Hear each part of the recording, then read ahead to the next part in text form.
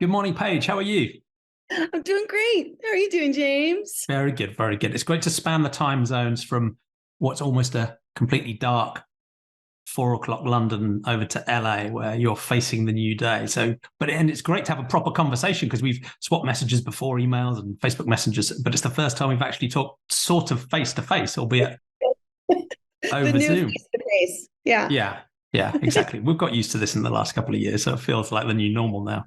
And we have quite a few connections with previous guests already. So uh, Carol Raphael Davis, who was my first and second ever guest. She was the woman who, in the gentlest possible way, bullied me into starting this YouTube and podcast series in the first place. You helped me queue up the conversation with Jane Velez Mitchell way back in episode 46. And you suggested Dr. Selesh Rao as well, who was my guest in episode 82. So it's brilliant to get the chance to talk to you. I'm not sure which number you're going to be, but somewhere in the late 130s, I think. But it's brilliant to talk to you.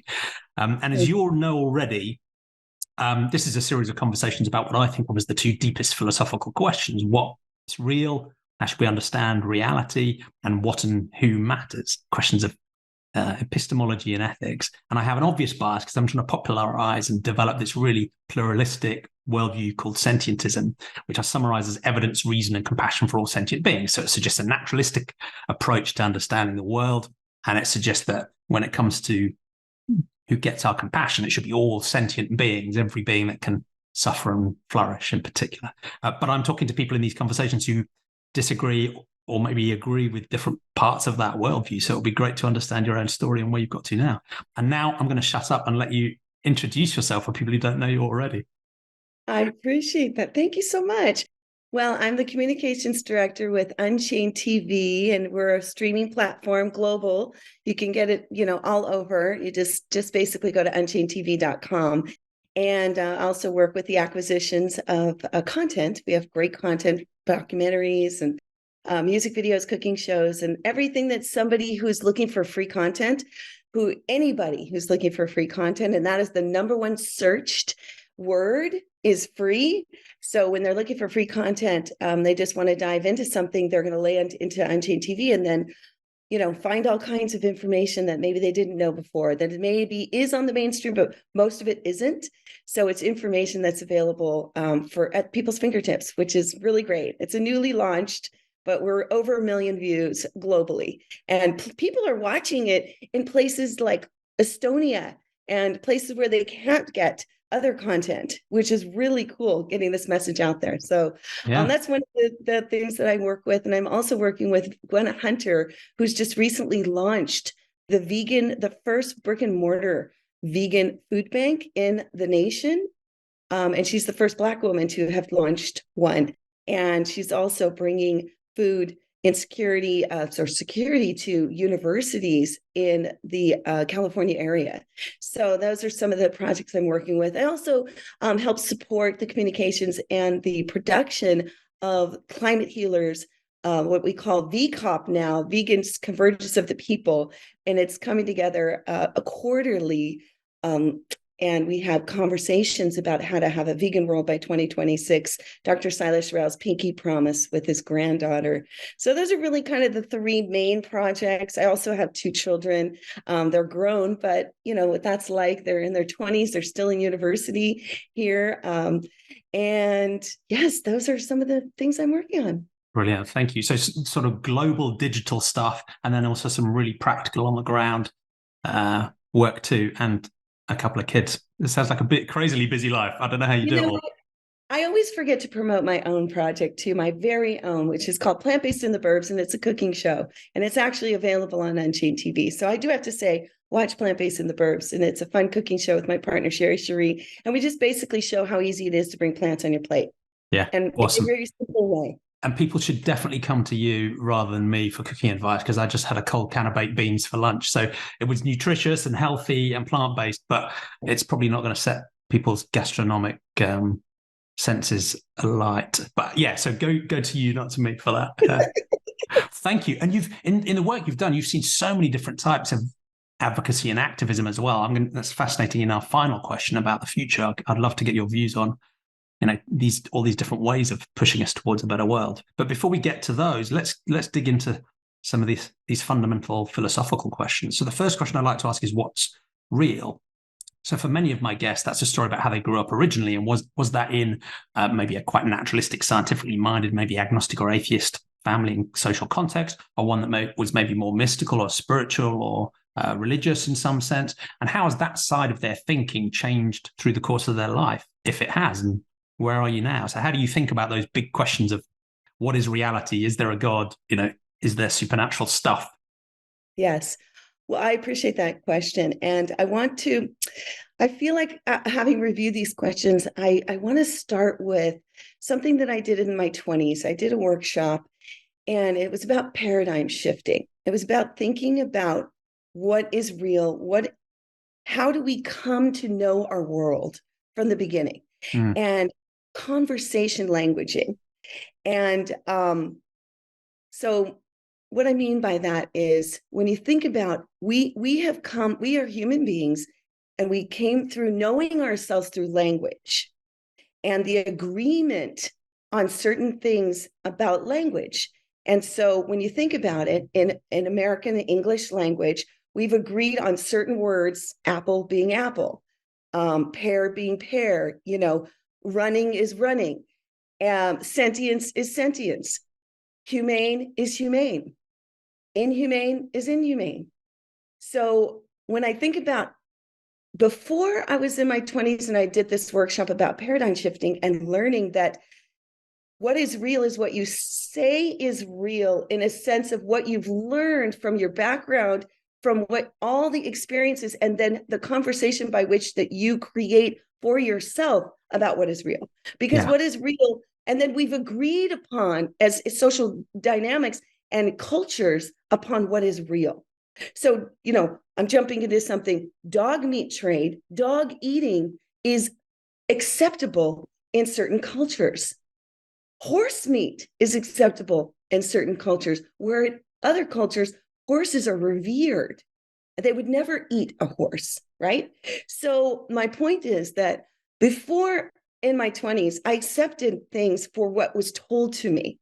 I will say, from my family, from the elders that I looked up to, and there was a basis of religion. When I was 8 years old, my mother, we raised myself and my three brothers, so four of us. When my parents divorced, my mother was struggling. She sent us to live on a farm in Tennessee with my grandparents for 1 year, and I'm from California to Tennessee farm.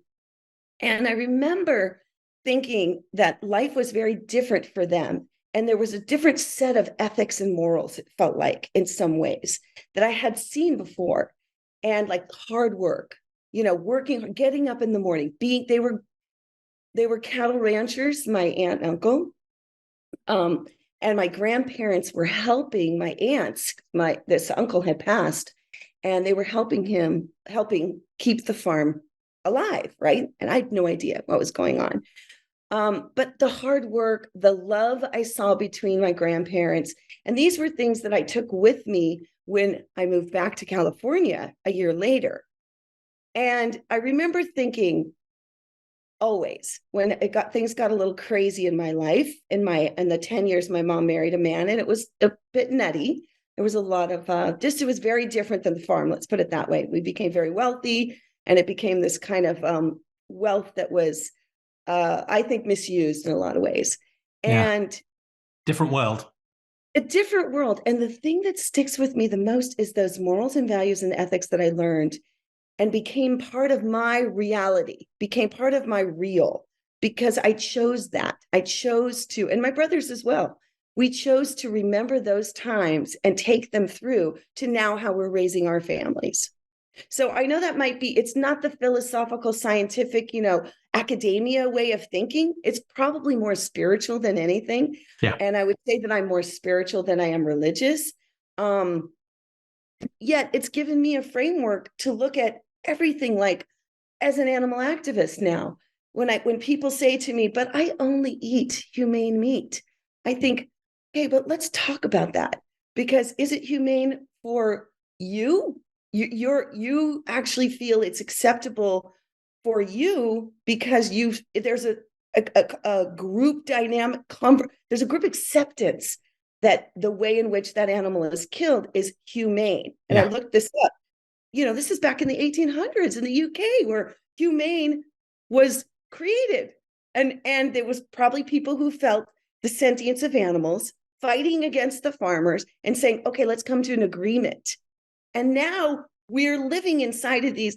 And now animal activists are going around doing, out on boots on the street, and lobbyists are lobbying for change. Lawyers are presenting, cases for the sentience of animals around the world. And some people decided that it was agreeable that just or halal, all the different cultural ways in which animals are killed in a humane way so that people can feel comfortable eating these animals. Yeah. And I find it fascinating because it's understandable in a way, just because of how we've evolved and what we are as humans, that those labels we put on things and the language we agree and the social norms we agree, implicitly or explicitly, are very important to us and central to us in a way, this sort of should be, right? For us to cooperate and work together and communicate, they have to be important.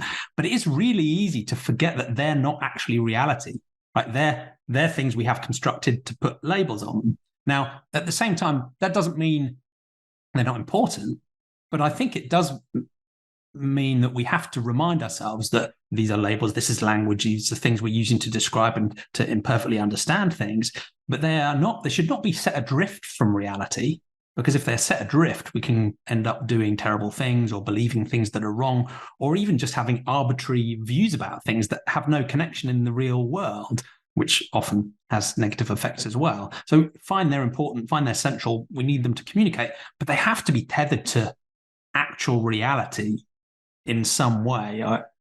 So I think it's a really useful perspective to do what you do and take a step back and look at those labels and think, why was it described that way? Why did it come to be agreed that way? Whose purposes was that addressing? And is it really tethered to reality or not? Yeah, it's interesting. Exactly. And I agree with you in that we have come up with these social norms and so that we can interact with one another, so that we can have agreements, so that we can,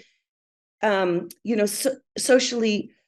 Let's just face it, though, in the past couple of years, things have been blown up.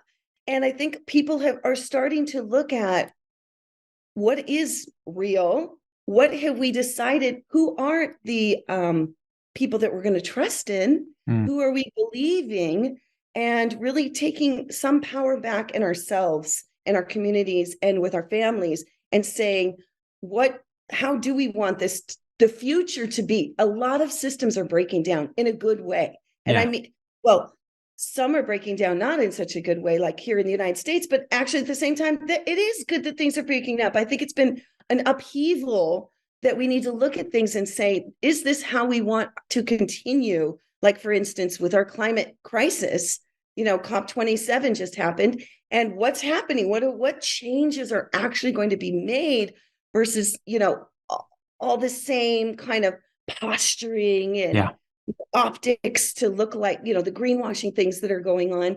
So it's important that we continue to break these conversations up and this languaging up and look at what exactly. Who is this serving?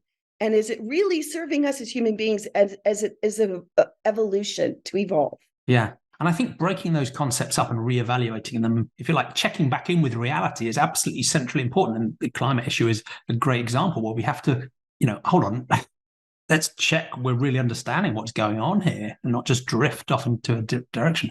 But I think there is a danger because some people will look at these sort of ossified language and labels and ways of thinking and say, look, they're fixed, they're broken, they're disconnected with reality, they might cause harm. So let's break them, right? And I think I would agree, let's break them and challenge them. But they break them in a way that then actually disconnects them even further from reality. So they might go into a sort of relativistic place which says, look, we should be able to just come up with terms and language and agreements and social norms arbitrarily based on the dynamics of our own group, where I'm like, well, I think you've gone from one problem, which is a sort of ossified way of understanding that doesn't connect with reality. You've broken that up. But then if you're disconnecting it from reality, it's just as arbitrary. So I don't like this idea of, look, we've misunderstood, so let's give up on meaning and let's give up on reality completely. Right? To me, that's almost the opposite mistake. And there is some middle ground of, keeping the flexibility, but checking back in with reality to reevaluate rather than just throw it all up in the air and make shit up. That's irresponsible. That's Yeah. irresponsible. We need to work together. We need to find people who are able to make these kinds of system changes. Like in America, we've got a farm bill coming up. So there are lobbyists, there are vegan lobbyists who are out there moving to DC to lobby on, because otherwise things are going to be stuck in place. I think it's 23 years, and it's going to be erring on the side of subsidies for meat, dairy, and eggs again. And it's going to keep those systems in place rather than supporting the change for the plant-based, future. And they're doubling down hard on the media too. Oh, you should see the way that they're, flipping things around. And that's my forte, I would say, is the communications. And so that's henceforth working with Unchained TV is bringing the information out to the masses is the best way I found is for activism. Yeah, I agree, and I think you've also illustrated a bunch of different cases there where that reminds us that epistemology and how we know things isn't just some sort of useful intellectual exercise. It actually has a bearing on our ethics and our mistakes and the good and the bad we do, right? I mean, that's partly why it's sometimes hard to structure these conversations, because we get into ethical topics straight away, even while we're trying to talk about epistemology. But I agree, right? It's not enough just to have compassionate ethics. You also need to have a decent, realistic, accurate understanding of the world. Otherwise, you can make terrible mistakes. And what often strikes me is that if someone's got a broken epistemology, right, they're just wrong about reality, that can lead into terrible ethics. But also, if someone's got terrible ethics, as I would argue the lobbyists supporting animal agriculture do, they can break and warp epistemology to serve their own ends, right? Because they want to continue doing what they're doing. The actual facts aren't convenient. Let's spread some fabrications, frankly, or warping or gaslighting or distortions of the truth or mis and disinformation. So I do think these two fields of what's real and what matters are intimately tied together. But I do want to just come back to the canonical question about the natural and the supernatural. So you talked about there was a religious context when you were growing up, and you describe yourself as spiritual now.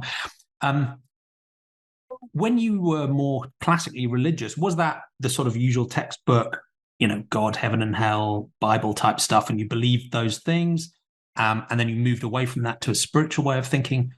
Or was the religious thinking never something you really took seriously, and then you drifted into a spiritual way? What was that journey like from a sort of more classical religious way of thinking to what you now describe as spiritual? Well, I don't recall before the farm going to any kind of a church setting. So the farm, the Aunt Clara was a Sunday school teacher, and, pull out the Bible, just picture it in, middle America. And there was, the ruler was, coming at you if you weren't minding your manners and minding. They could use the ruler on your bottom in school. That was the thing. So there was a sense of carrot and a literal stick. Yeah. Literally, it was So for me, there was a Bible and a ruler, and that ruled. And believe this. And being young, 8, 9, I believed it. And I would say once I hit middle school, I never really took it very seriously. I was searching, but I wasn't really searching. I just kind of took things at face value. I'll be honest. I was definitely just a kind of a sponge and amoeba, kind of moving around, like kind of going with whatever the flow was, doing my sports and doing my thing and not really questioning much, and went into college, sort of a little bit of philosophical things here and there, but pretty much buying into the American way and the mindset of, I guess, Christianity, right? Yeah. And then in my 20s, I went to this spiritual center after I had done this workshop, which is essentially, let's break open all your paradigms, take a look. Do you really want to believe what your parents taught you? Does that really serve you? Does that empower you? Let's look at all of it. Does it, if you're suffering, why are you suffering? Is it because you're making this story that you're suffering, or what kind of things can you move beyond that? So I would say it was like a spiritual break in belonging, but also connecting, but not really having any spiritual tones to it per se, but conversations, right? And then I went to this wonderful place called Agape, International Spiritual Truth, and Reverend Dr. Michael Beckwith. Many people maybe have watched the movie The Secret. He was in The Secret. He's world renowned. Anyway, didn't really know him from anybody, but was invited and felt like, wow, looking around, this was a cross section of all types of people in all religions. They called it trans-denominational, accepting of all. And what do we all have in common? Love. All religions have love in common. All religions have this connection to wanting to be connected. There were other things in there, Howard Thurman and the book. It's not like a book. It's not like a dogma that you need to study and know. But Reverend Dr. Michael Beckwith is the person who started it 36 years ago. And this was for me 30 years ago. And I went, okay, there was music. It felt like almost like a Baptist / Buddhist experience. And I said, this really fits my heart. Yeah. This is accepting and welcoming of all. And that is what I felt I had not experienced yet in my life. And my soul was yearning for this feeling of, let's find peace among one another. Let's find the commonality with each other and then work towards creating world peace. And without formulating those words until I became an animal activist, and I was an environmentalist before I became an animal activist, and I combine the two now. That's just really felt like home. Yeah, thank you. Like and in a way, it's quite a common story with my guests. So a few of them are still religious in a classical sense. Many of them have followed my sort of very boring path to being a sort of atheistic, naturalistic, that's it. But even those people, including myself, would still talk in a way that might ring some bells to people who describe themselves as spiritual, because this sense of universal compassion, the power of cooperation, wanting the best for all, right? I feel those things in a completely naturalistic context. And I think that would overlap with much of what you've described. And in the same way, even maybe the feelings that some people lead people towards a spiritual sense, I think I feel quite a few of those as well, looking up at the starry sky and the sort of aura, understanding the 13.8 billion year history of the universe and just being mind blown at the complexity and the richness of everything around us, right? So in a way, I think even some of the emotional resonances can be quite similar between a naturalistic person, totally naturalistic person like me and someone with a more spiritual feeling. And we maybe just use slightly different words to describe it. But then there are many people who've moved away from a traditionally religious worldview and have taken more your path, where they've said, look, I'm going to strip away the institutional, frankly, dead weight of many religions, the traditional, extremely conservative, backward-looking ethical structures that were written down by powerful men tens or hundreds or thousands of years ago. But what I am going to keep is this sense of something transcendent, something with purpose, something with meaning. And maybe there is something beyond the natural world that we don't understand that could still have some teleological relevance to, why we're here and what we're doing. So without babbling on too much, is your sense of that, the spiritual, more in sort of my camp of the natural world and awe and wonder and a sense of connectedness and and power of cooperation? Or is there something supernatural to that, where you do have a sense of the transcendent and something that's a little bit more mystical or magical? Or I don't want to push you too hard on this, but I'm interested. I find it fascinating. Because I actually feel like it's a combination, and maybe it hasn't even been put into a terminology just yet. Because I really do relate both of those that you're saying. Feel like that's exactly how I feel. So when you're speaking about it, yes and yes. So and again, remember, naturalist, we created that terminology so that we could agree upon that these are things that we agree upon.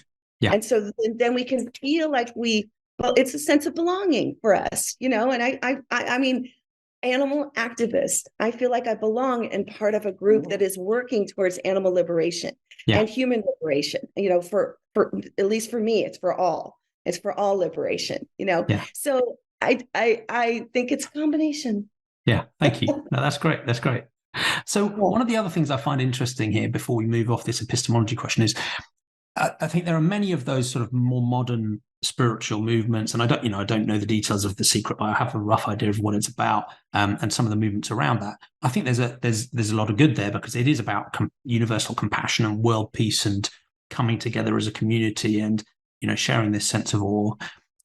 But some of those communities also end up in some quite difficult places. So there can be movements which are so focused on you, manifesting your own future, that can lead to an implication that if bad things happen to you, ultimately it's your fault. So there can be some interesting dynamics around some of these groups and these worldviews that, in a positive way, bring everything back to you, but then sort of leave you on your own if things don't work out right because you haven't manifested right, you haven't done the yoga right, you haven't got the right set of crystals or whatever it is, right? So there's a set of risks there. And I guess there's also a set of risks that absolutely apply in traditional religions too, where some of these groups can end up being, high control. You can have charismatic leaders. You can leave, the spiritual thinking can leave enough space for people to insert sort of coercive norms or dangerous beliefs, and you can move into sort of cultishness and so on. So I guess this is good and bad, as there is in every field. But I guess there's two questions. One, do you ever see any of that stuff that's concerned you, any red flags gone up? And two, how do you think we can guard against that risk, that we can keep the positive aspects of those ways of thinking, but just watch out for the problems? Well, I think, let me feel into this because I'm going to feel into it. My dog is very excited. It's windy here and she's right here underneath me. So if you see me wagging I'm petting my dog to calm her down. You may have heard Luna out the back as well. She tends to bark when she really agrees with what my guests say. So she's been enthusiastically supporting you. Well, Taffy's in on the conversation. I haven't seen any of that yet with agape personally, but what I will say is I hear what you're saying, and I think it circles back to responsibility. I think if we put so much energy that somebody else has the answer, rather than do the work for ourselves and to accept responsibility for our lives. And I really do believe there is a lot of it's somebody else's fault out there. And I think that if we take personal responsibility, we can socially change, as a group. If we stop blaming others and look to see how we are at the matter of it. So if we're saying, I'm going to manifest winning the lottery and then I don't, who's to fault for that? I mean, that's kind of an extreme case, but also probability is your fault, is the fault. Exactly. And also, you got to be real. You don't blame yourself for that. Yeah. And manifestation, I try to keep a groundedness with this. I don't have a high expectation, but I stay in the hope and action. I think that's key. Because if you just hope with intention, and then you're putting too much responsibility on something else. I think people have got to stop, like I said, blaming others and really get into the action of how I can make a difference. Don't expect anyone else to do it. And what can you do? Rather than saying somebody else isn't doing enough, or I'm one person, I can't make a change. Well, what can you do? What can you do out there?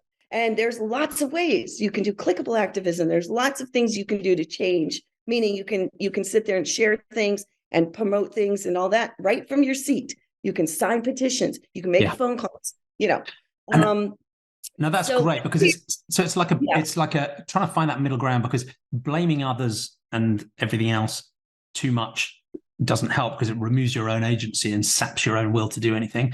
But if you go too far the other way and put everything on yourself, so it's all a personal failure, regardless of your circumstances, the power and pressure of others, the resources you're lucky enough to have, that's a problem too. So it's this sort of middle ground where you keep the hope and the positivity, and you recognize your ability to get stuff done and to have a positive influence in the world.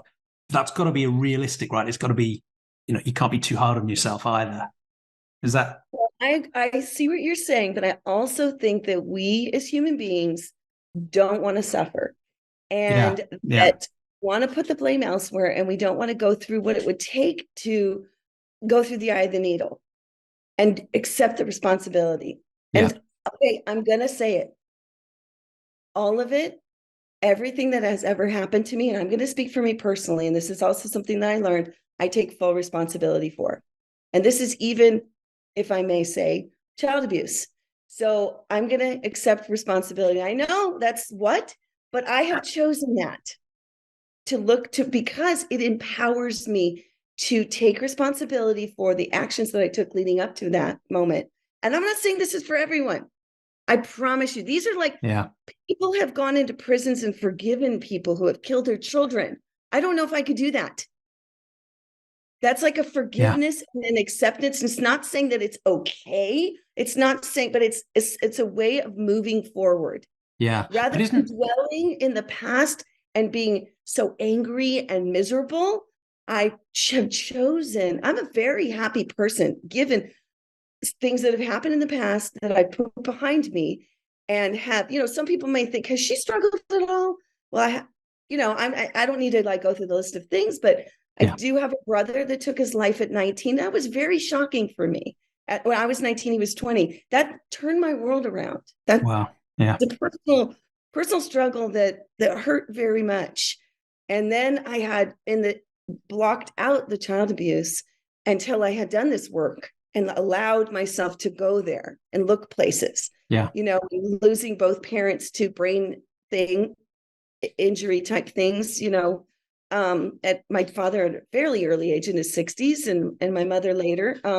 So I think the question comes down to, how are you as a human being? Well, how do you want to live your life? Do you want to suffer? Do you want to continue to suffer? Yeah. Or do you want to go through the needle and come out on the other end and be empowered? I'd rather be empowered. Yeah. Because I have work to do and I want to be the most effective.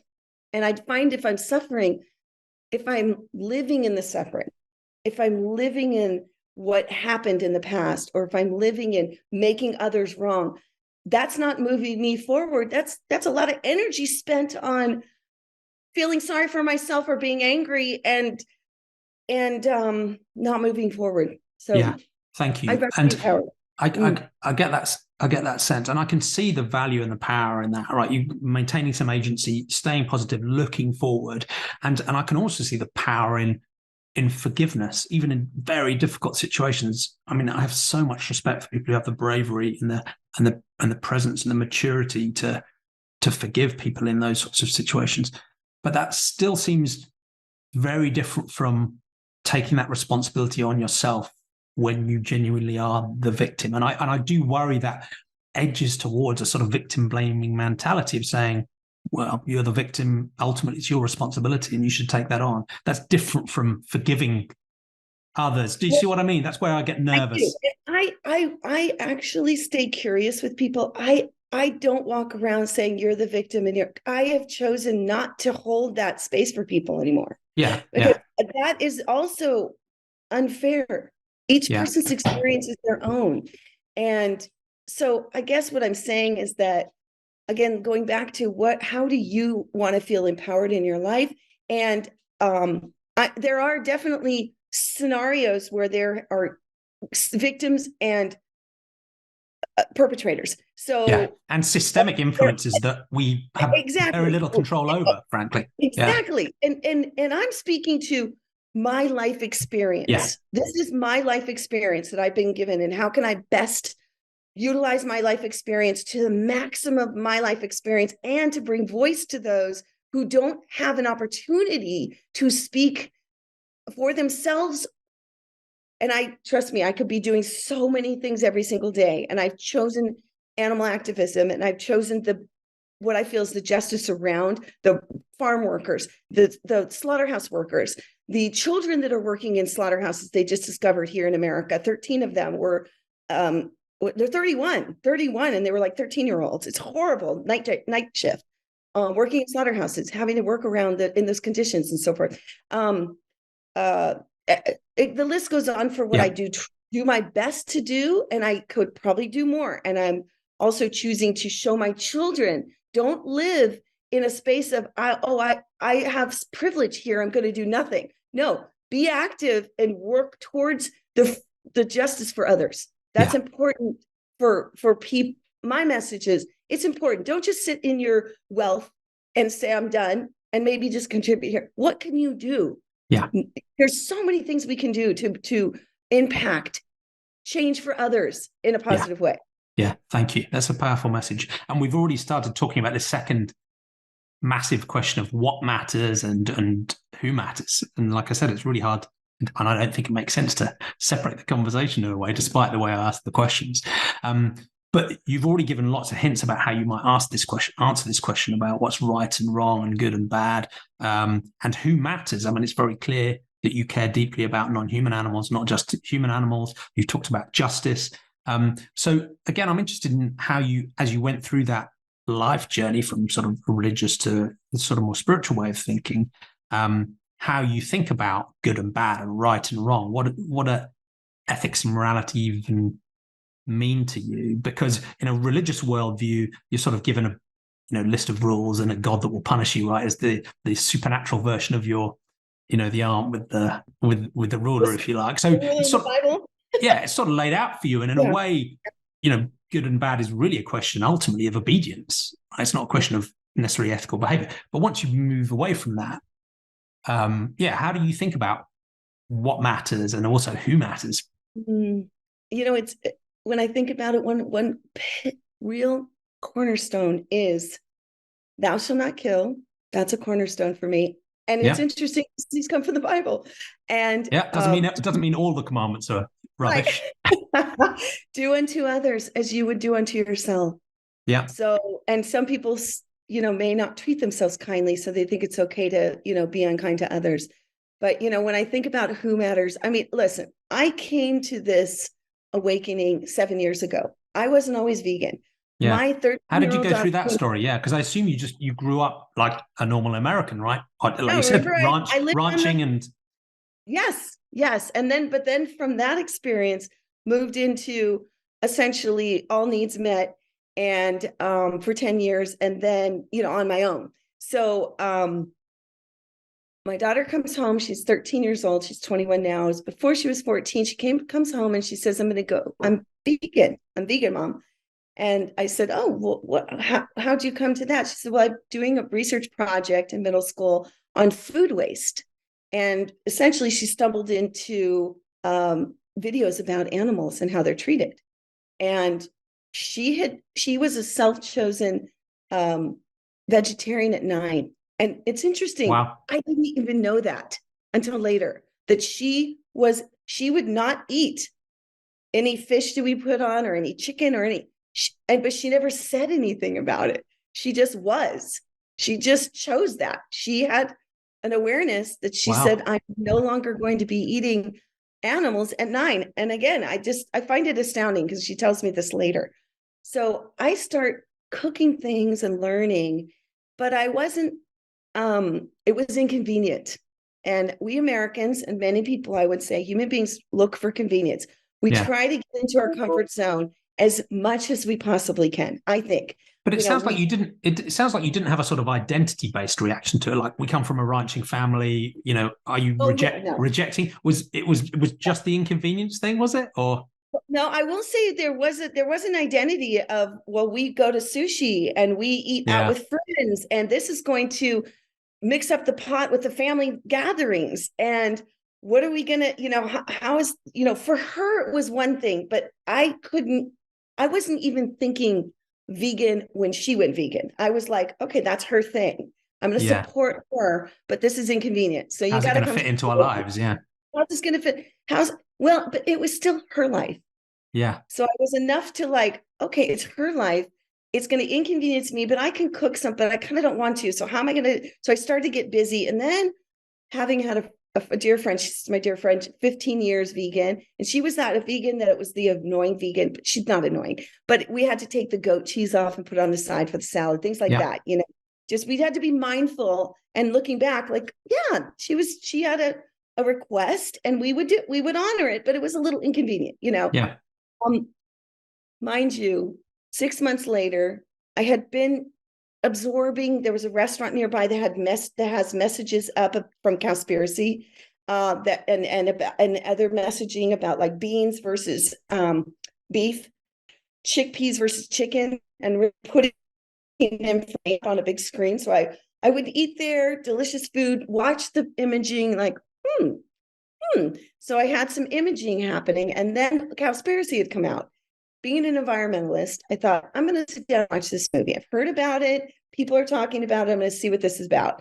So she's watched it with me. And can I just interrupt you before you go on to that next stage? Sure. Because I just had an observation about, I guess, the way you thought about your daughter's choice and the friend you had as well, which echoes something with me. So most of my friends and some of my family think of my veganism as it's like an awkward hobby. You know, it's not sort of an ethical stance that is core to who I am and what I think is right and wrong. It's just like a thing that I choose to do, that they choose not to do, and it's a bit inconvenient. And you can see that in many of the interactions, right? Whereas I think if it was a stance around an intrahuman ethic, people think of it in a very different way. You know, if I instead of having that conversation was talking about being against homophobia, for example, no one would treat it in that trivializing way, like it was just some weird hobby I had. Everyone would be like, yes, of course we're on board. But with non-human animals, it's like you have this weird hobby. I'm not really that interested in it. And pass the steak. Anyway, just an observation. I don't know if that's how it felt. Like it was, you didn't realize how core it was to her. Right. Yeah. It's like a thing. It's her thing. Yeah. It's her thing she does. Yeah. Because that's her thing she does around food. And then she has her thing she does around spirituality or religion or academia. You know, it's like, it's their thing they're doing. It's like section, because we kind of section off things like, okay, there's family and there's, hobbies, and then there's sports and there's entertainment.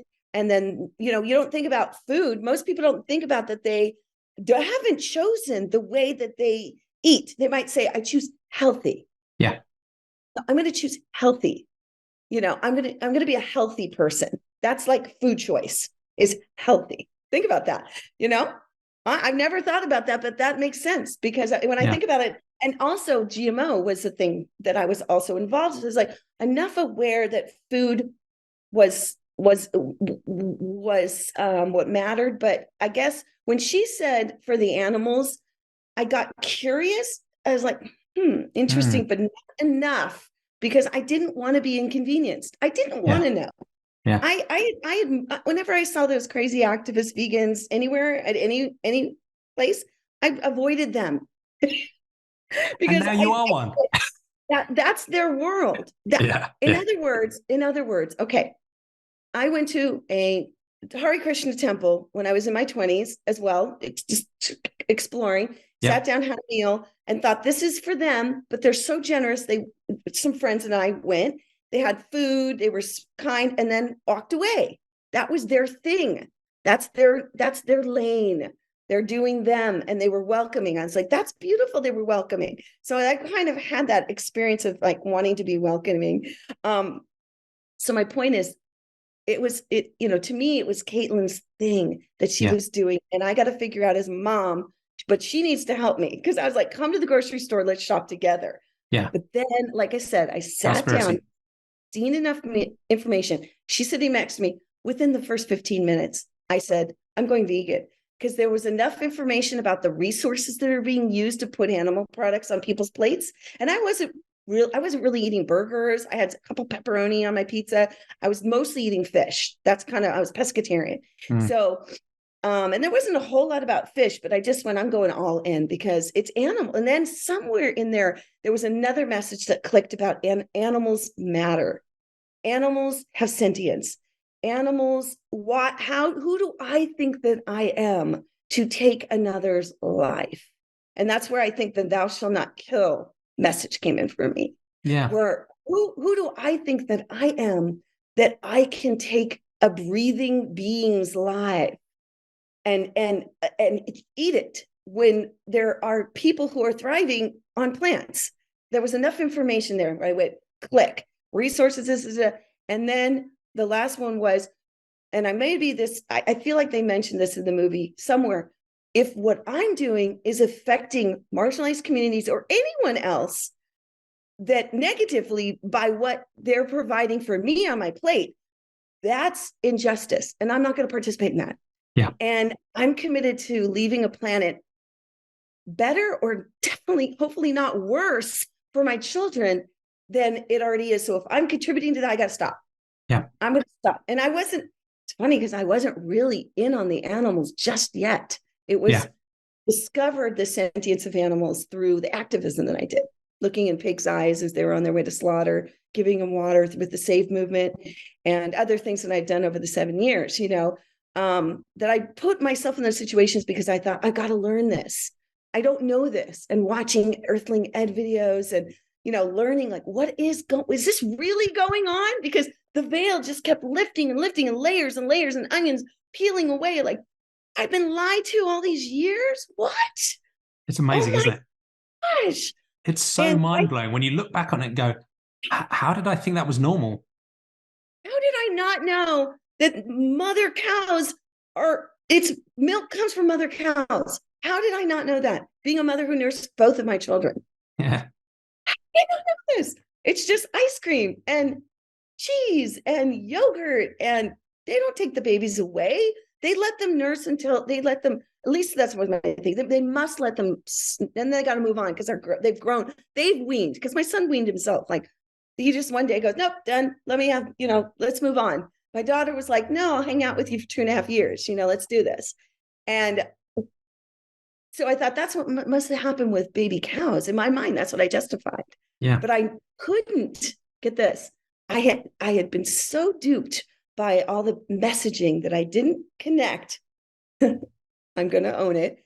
That cheese, yogurt, ice cream all came from the nipple of a mother cow.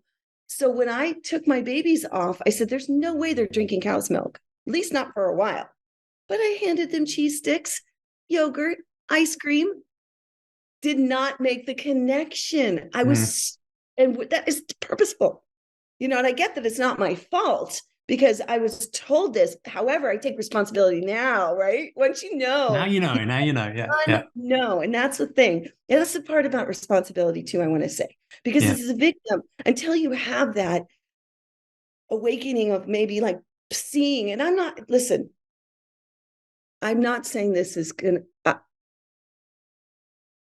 there are a lot of horrific things that have happened to people that I don't know if I could get beyond and actually see. I just have chosen for myself with child abuse to actually see where I had some part in what led up to. And that's another story. And it was not right for this person to take advantage of me, an adult, to take advantage of a, 10-year-old, like, no, 9-year-old. So no, an adult person. No question. So no question about that. And yet I'm not living in the past about that. I actually am committed to informing mothers and adults and parents about watch your children around people. That's very important.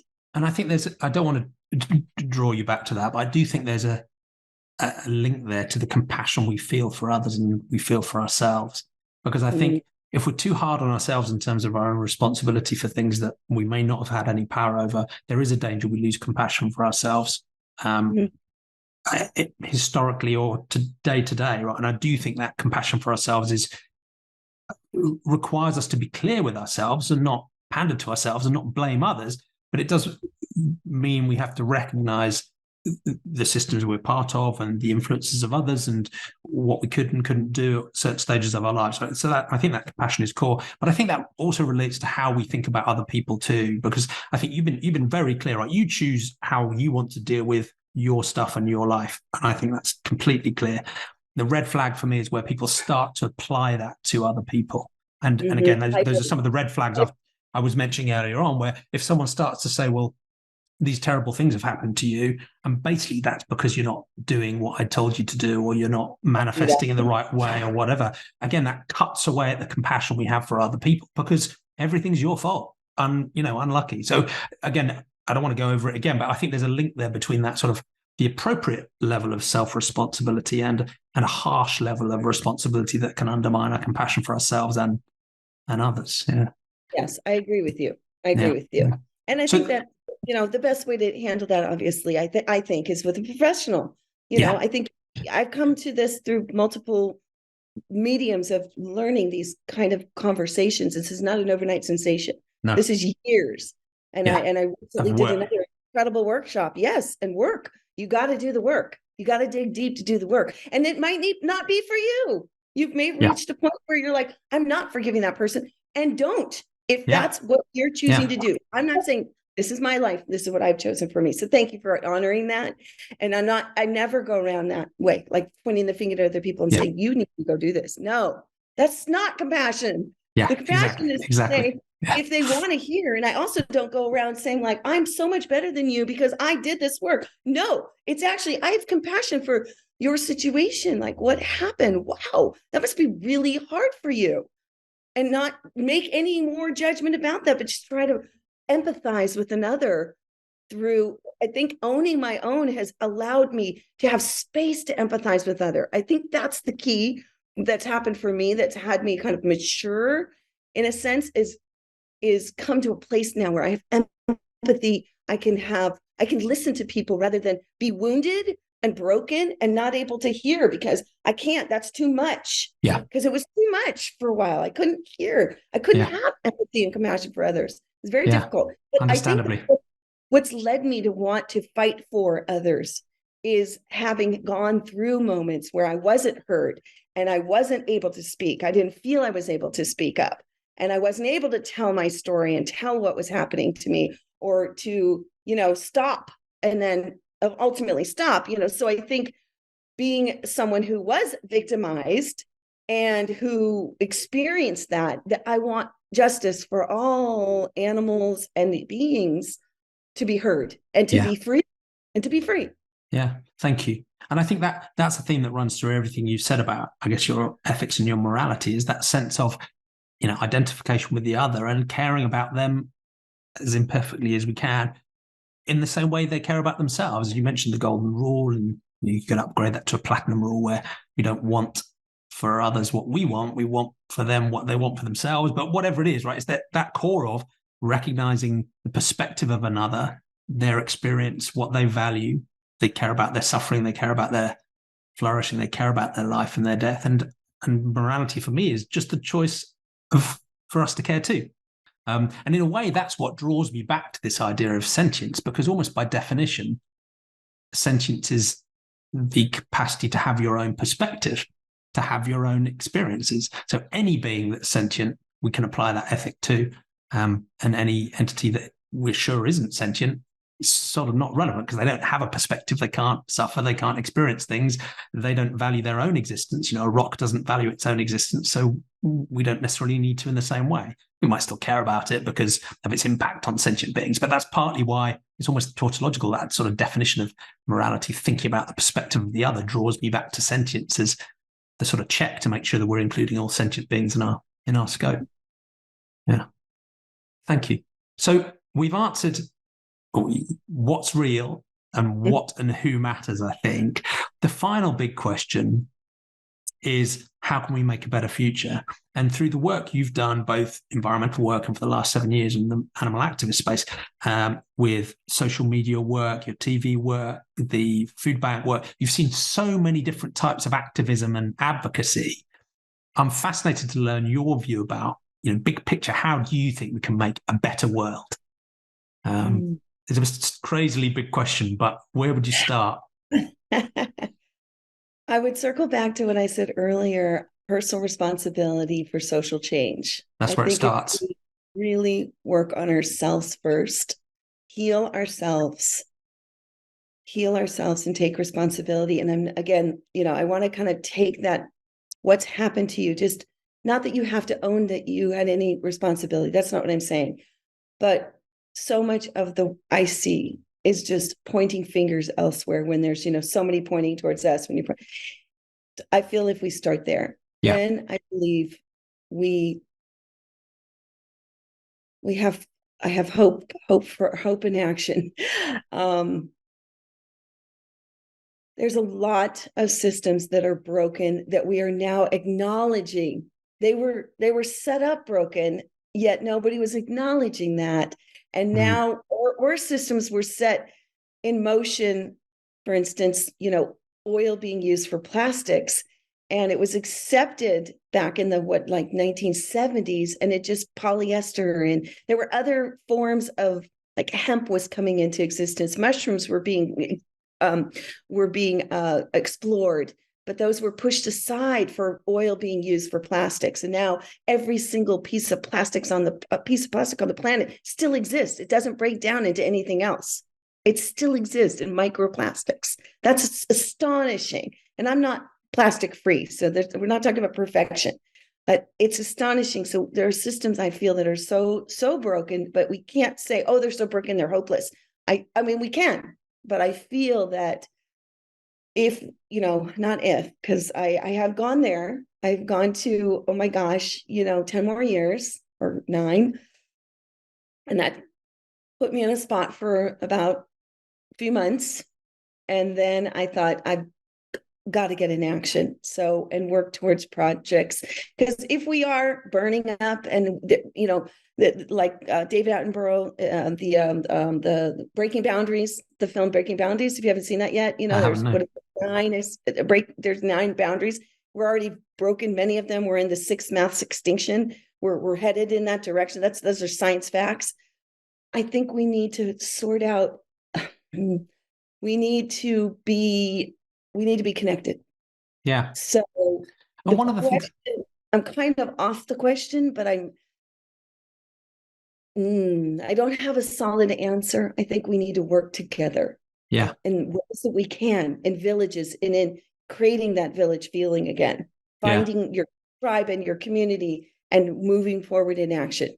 So starting with yourself and then finding ways to collaborate in community to drive change. And I don't know if this helps, but it strikes me that many of the problems we're facing are technically reasonably easy to fix. Mm-hmm. And I'd apply that to many of the animal ethics problems around animal agriculture. I'd apply that to many of the climate change solutions. Often, yes, we might need a bit more technology or another innovation here or there, but generally we, by and large, have quite a lot of the answer already. It's at least in vision. The real problem is systemic, institutional, and social inertia.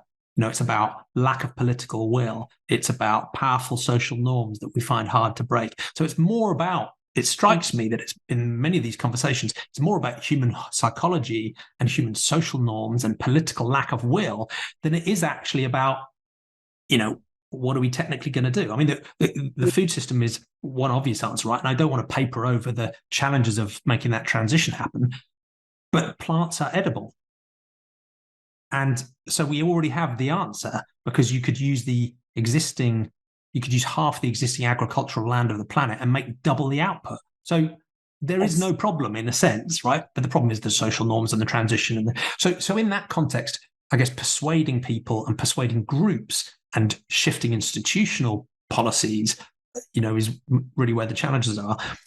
From your experience, what do you think are the most productive ways of pulling those levers? So you're working with TV and media and social media and food banks and various forms of activism. Do you have a sense of, is it let's just try everything, or are there certain things where you're more hopeful that might drive things forward? Another obvious example is the availability of alternatives in the climate space or the food space, for example, or law or politics or economics. There are so many different levers we might choose to pull.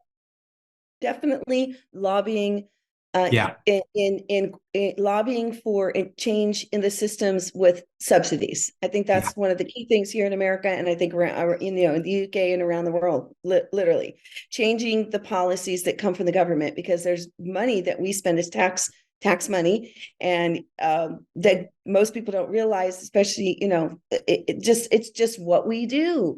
And so where does that money go? We just we used to believe that we trusted the government, they were putting it in the right places, but now I think a lot of people are, what is happening? But we're still paying because that's the system that's been put into place, right? Yeah, we're subsidizing the continuation of the problem we're complaining about, which is genuinely bizarre. It's genuinely bizarre, but I'm not a lobbyist. That's not my lane, but I'm going to support, like, the Agriculture Fairness Alliance, which is the lobbying group that's the most active, that's going, that I would say definitely put that in the bio, put it wherever, if you're in the United States or anywhere, you can sponsor, you can put money towards lobbying on, you got to be a voice in the government to make the change. So that's important. Yep. I would say, here's the thing again. My activism isn't yours. So whatever you're good at, or you feel you could be good at, or you want to try, just get in there and start doing it. Because did I know what I was doing before I started working with Jane Velez Mitchell? No. Have I been in like my own MBA, not MBA, but my own broadcasting graduate school? Yes. Yes. Have I learned on the job? Yes. Have I made a ton of mistakes? Yes. In the last 5 years. Have I had a lot of successes? Yes. I do have social skills from an early age. No, I was on the phone making appointments at my stepfather's doctor's office at like 10, 11. So I was able to, know how to like communicate with people on the phone. So booking guests for Jane's shows has been something that I have been doing from the get-go, and booking guests on a cooking show, which was really fun, called LunchBreakLIVE, that we did for 5 years. It's on a little hiatus. So I knew those things. So that's what I first started out in. And then the rest just kind of evolved in all these different ways the past 5 years. Yeah. So I say start now. What's the most effective? I do think, I was just at the grocery store purchasing some things last night. I was astonished to see all the innovation of plant-based meats. Like there are brands I'd never heard of. There were like 20 different types of options for different things. And I was astonished. It's moving fast.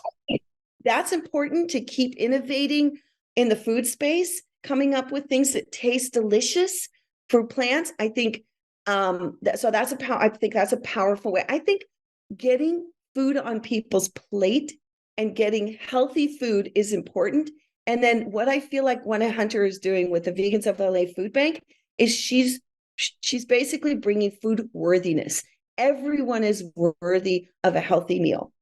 So she is not giving bruised fruits and vegetables to people who are in need. These are folks who most of them do have somewhere that they're living, but it's paycheck to paycheck down, and food prices are skyrocketing. And so the beauty of bringing a beautiful bouquet of kale and bok choy and bananas to folks, and they bring their grocery bag along, and we load it. Food worthiness. Everyone is deserving of a healthy meal. And most people don't know what that even means, because they think that the chicken's healthy. They don't realize the amount of antibiotics going in that.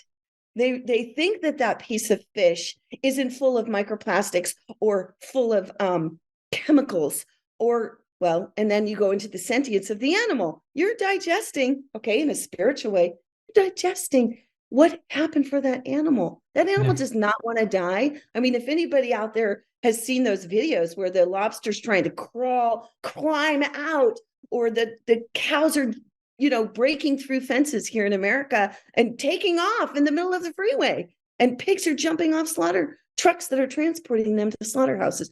That's because they have a will to live, So I didn't think about any of this until I did. So that's the other thing. The day before I was vegan, I wasn't. So I keep that in mind. And I go into this thing called Clubhouse, and it's an audio app. And I hang out with the farmers from around the world, and they let me on stages to ask questions. And I'm very respectful. And I say, remember, I came from a cattle ranching family, didn't know it. But when my brother's pet pig got so large that they sent it to somebody else's house to take care of it, that I put it together. That was the slaughterhouse to become bacon. He never eats ham, bacon, or any of that. He eats the other animals, but he won't eat pigs because that was his pet pig. Yeah. So made that connection. The thing I want to say, I think some of these programs also, like Rowdy Girl Sanctuary is doing what's called the Ranchers Advocacy Program. Miyoko Shinner, Rancho Compasión, she has a turning, supporting dairy farmers to have jobs in the nut milk and plant milk. Yeah. Okay. That's powerful. Providing jobs for people to transition out of the system. in all systems, I think we need to sort those things out so that we're not just saying, you're out, we're in, and we win. No, let's have it so that we can all win and be healthy, thriving, contributing community. Nobody wants to be in a slaughterhouse working, slicing and dicing. Come on. The amount of what I've heard from the studies show that the amount of depression, suicide rates, alcoholism, spousal abuse that happens from those slaughterhouse workers that are providing food for people. Yeah. They don't realize it. They're just eating their burger, eating their chicken as well as I was. Yeah. I think those ideas come together really beautifully, because ultimately we need a transition, right? And it's got to be a systemic level transition. But that just transition is going to be so much easier if we can provide good alternative, easy choices. And everyone thinks of the consumer choices. So as you said, great, you've got a Beyond Burger on the shelf in the supermarket next to the flesh. So there's a consumer choice that is tasty and convenient and healthy, and ideally the kale even more than the Beyond Burger, right? So there's a consumer choice there.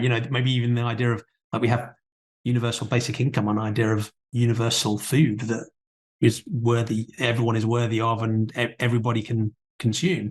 But then, as you said, I think it's really powerful to engage with the people who are embedded in that system, the farmers, the institutions, the supply chains, and provide them with better alternatives too. And even for the politicians, right? Here's a better alternative. It ticks all your boxes. It works for you. And that doesn't mean we have to undermine the sort of ethical clarity and drive and the imperative, because we see the horror of what this system is doing. But I think if you can provide all of the different stakeholders with a better alternative, frankly. The farmers here in America, for sure. Well, a lot of farmers, they're very prideful. And America was built on the farmers. So we've even asked them, if you had a choice to just grow plants successfully and be subsidized and everything, would that be what you would do? And they have said no, because to them, it's literally that Marlboro man on the horseback. Yeah, it's an identity thing, right? It's an identity. It's a cultural for them, and it's heritage. So they talk a lot about heritage. They inherited their farm from their grandfather and their father, and they feel a duty to continue that as it was handed down to them. And they now call it, they provide protein for the world. Yeah. So literally what they say, we provide protein for the world. And I hear that. That's what they believe. And that's their paradigm. You see, again, back to paradigm. You need to send them on this workshop. It would be great. I don't see them signing up, but I feel like the animals are rising up, and that, take it for what you will. That's maybe my spiritual, but I have had some moments where I felt the animals were communicating with me, and I've seen other people who have said that as well. And I met a man last night, actually, who said that about the foxes, because he's always loved fox. And he felt like this fox drop. Anyway, that might be a little too esoteric, but I will say, I do feel that and I don't know if you ever read the book Animal Farm, right? The classic, classic, the animals rising up. So I feel like that's another piece that I am praying for, or just putting out there. Let's just say, not praying for, but putting out there. That the farmers have a moment, maybe their grandkid is going to say, I don't want you to slaughter that chicken. That's my friend, and because the kids are coming in more aware and are they able to communicate? There's an incredible film coming out, you all, called Christspiracy. You're going to want to see it. Kip Anderson from the Cowspiracy, What the Health fame, right? It's his film with Cameron, and they go on this spiritual journey of how do you spiritually kill and eat an animal. And there's a scene in there with a boy and his grandfather, and you will know what I'm talking about when you see that, because they're hunting. And it's systemic. It's systemic in our families as well, and in our cultures. This passing down of this systemic violence that we're not aware of. Normalized violence. People. We think we're compassionate people. We think we commit to being that. I really believe that. And I was living a compassionate, loving, kind, thou shalt not hurt any harm way, or at least I thought, because that's what I wanted to believe. Yeah. And I think this is often the way it works, I think, intuitively, is people go, well, I'm a good person. I must be a good person. I feel like I'm a good person. My family and the society I'm around me, they're good people too. So the things we do must be good things. Mm-hmm. And that's again, it, right? As long as you don't think too hard about the victims, right, it's very comfortable. Right. Well, but then we've also circling back to the beginning, we've also agreed that humane slaughter is acceptable. So we've all accepted that if I'm going to choose to eat something, I'm going to choose sustainable, humane, eco. Now there's a whole climate like carbon sequestering. Oh, I'm going to eat some carbon sequestering. And so I'm going to feel like I'm an environmentalist because I'm eating this beef because it's good for the environment. See? Yeah. Which brings us back to the broken epistemology and the destruction of the definitions of what words like humane even mean. Yeah. It's crazy. What does it really mean? Right. Yeah. And we all decided upon it? Yeah. I mean, it means treating someone with kindness and care and compassion. How is that consistent with being farmed? I just don't get it, right? And you would be horrified if someone suggested that you could farm humans humanely, but it's the same word. So, and I do play with this sometimes on Twitter. I probably put something out yesterday that have you heard of Elwood's dog meat? Yeah. Yes. So I've taken it to the next level, and I'm starting to talk about farming human toddlers for food. They have happy lives. It's humane. It's organic. They just have one bad day. One bad day. I just posted that the other day. One bad day.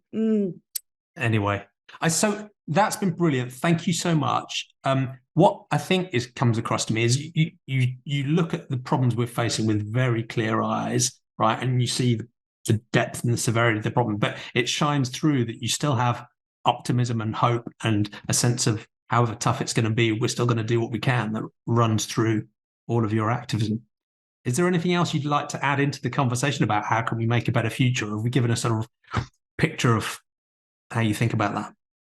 Well, I feel anybody out there that's listening, it's going to get worse. Things are going to start breaking down, and it is going to get challenging. And I think the most important place for each individual person, again, accepting responsibility for yourself, not to keep pointing blame, and find ways that you can center, whatever that is.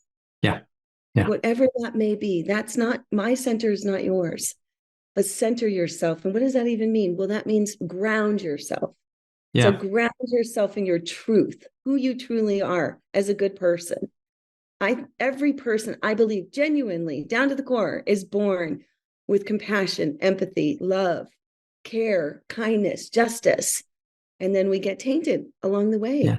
We nearly all have that capacity, right? I mean, unless there's something deeply psychologically broken, and there's a couple of % of people that are in that camp, but nearly everybody else has at least the raw material that we're talking about here, of that sense of compassion and that willingness to cooperate and do good in the world. So that's a hopeful message to finish on. What's the best way of people following you, learning more about your work? Obviously, they need to download the Unchained TV app and watch it on the web. And if they're in LA, come and help out with the food bank and watch your cookery classes. Where would you point people? I'll include all the links, of course, but. Okay. So I'm Paige Parsons Roache on all social media, LinkedIn, all the different places, Facebook, Instagram, and then also plant-based in the Burbs. And that's our cooking show, UnchainedTV.com. And you can click and watch now and download the app, and our show is on there. Vegans of Los Angeles, Vegans of LA, Vegans of Los Angeles. That's Gwenna Hunter. I just, really support, because we just started, and it's just started. It's going to, the idea is that it's a prototype for anyone who, there's a food bank anywhere around the world, that bringing plant-based foods at least once a month. That's what we're doing. That's a doable option. You just need to, enroll the person and kind of get them, on board. But the staff is there, and we just bring the food in, and then the people come. It's amazing. So that's brilliant.